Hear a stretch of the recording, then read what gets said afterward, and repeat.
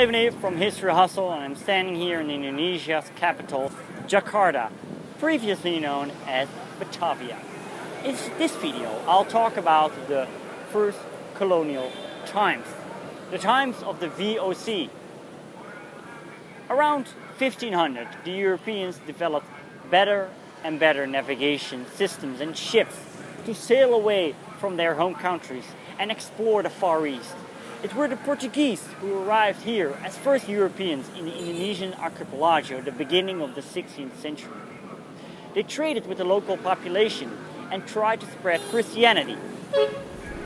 At the end of the 16th century, they had to make way for the Dutch, who conquered much of the Portuguese trading posts. There were a lot of Dutch trading companies, and they were united in 1602. The VOC, the Verenigde Oostindische Compagnie, the United East India Company. One of the main figures of this company was Jan Pieterszoon Koen, who became Governor General in 1617. He was a ruthless man and used a lot of violence to conquer territories. He burned down Jakarta to make place for his new trading post, Batavia. He murdered entire civilizations on islands and waged war against local tribes and as well European powers. The VOC wanted a monopoly on all products. Their main territories were in East India, the current Indonesia, and the main trade was in spices. From around 1700, the VOC went into decline.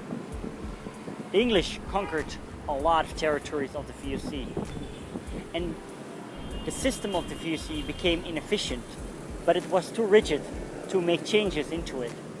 And then there was also the corruption. Staff members of the VOC who had their own little trade going on. In 1796, the VOC went bankrupt.